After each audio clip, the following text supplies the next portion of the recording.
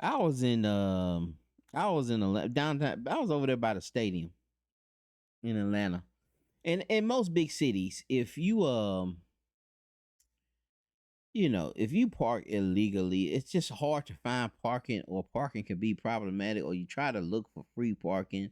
And during my course of when I was down in Atlanta, um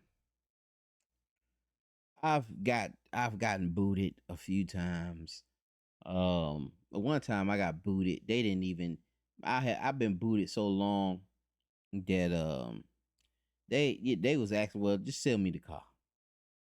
And I was like, man, I'll sell it to you. I'll sell it to you for $600. And the car was so raggedy, they was like, nah, we don't even want it, man. Just give me $100, man. I take the boot off.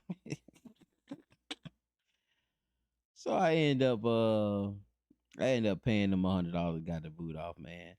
Um, but when you going around and you trying to find, you want to do right, you don't want to take the risk of coming out having your car booted. I was trying to get into the World Congress Center and park next to it. All right, and that you gotta pay. My brain knows that you have to pay. You gonna park next to the stadium. You gonna park next to the Congress. Like, you're gonna have to pay. You gonna park next to the amusement park.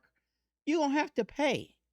So there was no tenant booth. There was no tenant in the booth, but this parking lot had where you call this number.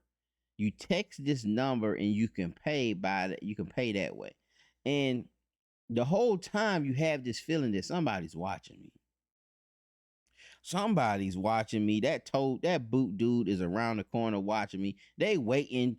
Atlanta APD is just waiting to give me a ticket if I walk out of this darn parking lot without putting that darn getting a little ticket or getting some kind of confirmation that I've paid them folks. And I didn't. I couldn't pay. You know what I'm saying? I couldn't pay. I couldn't get in contact with nobody. The little app thing wasn't working. There's not a tenant. There's nobody in the booth, no security guard. People are walking in, and I even had this other brother. He was looking at me. He was waiting on me. Like, I'm sitting here trying to get it done. He looking at me. He just in his van looking at me, trying to see if I can figure out a way to get in. And nah, I couldn't figure out a way. I couldn't figure it out. I was like, nah, man, it don't work. He's like, did it work for you? I'm like, nah, it didn't work. And he was like, man, he flew off in his cargo van. And I went on, got in my car and spent the block again looking for some decent parking, trying to find some parking somewhere. And I seen this other lot that was pretty empty that looked it, but it was right across from the Congress. And so I'm like, no, you gotta pay. And finally, I went in there. I had to go in from the wrong side because there's nobody in the booth to give me a ticket. I'm just like, there's nobody there. Nobody's working. I don't know if they on lunch break. I don't know what the issue is. So I even had to go on the wrong side to go through there. And when I got inside, it was a couple ladies getting inside of their cars. I asked them, hey, how did y'all pay? How were y'all able to pay? And they just said, hey, well, we came in through that side. It's actually free parking today.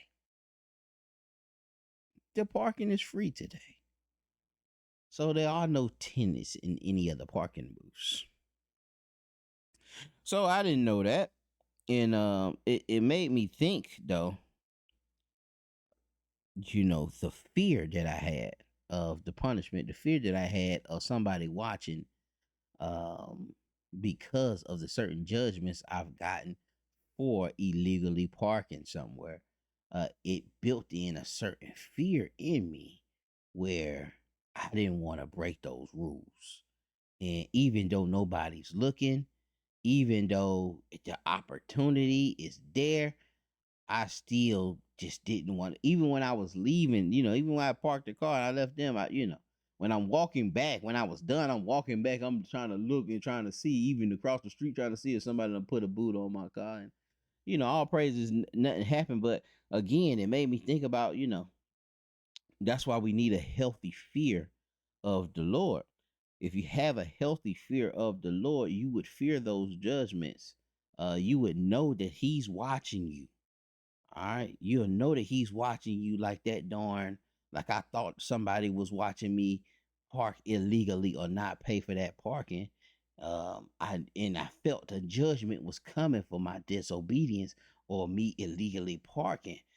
We should have that same fear when we DMing in our direct messages. All right, when we're fornicating, when we're doing things, when we're defiling our temple, when we're doing things that's against God's word. We should have a healthy fear, and if you don't have that fear, it's easy for you to get lost and get off track.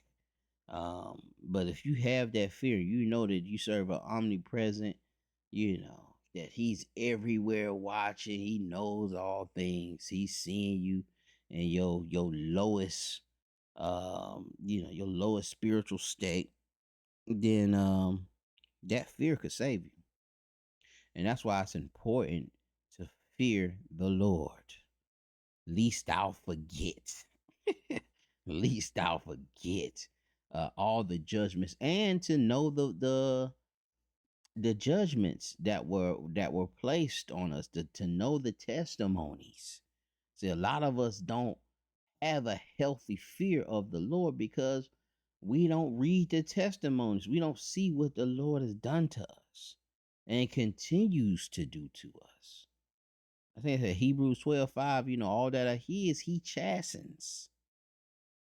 And that chastening is gonna build up a healthy fear. And two, we don't correlate the afflictions to the most high. We always give it to, oh, well, Satan, you get off of me, devil. Yeah, nah, man, you getting chastened for your disobedience. Sometimes you getting whooped for your disobedience. And you not doing what he telling you to do. Sometimes you getting whooped so he can get you in order, so he can get you back rightly aligned with his word. But the healthy fear of the Lord could save you, man. I pray this thing was edifying Israel. Y'all be blessed.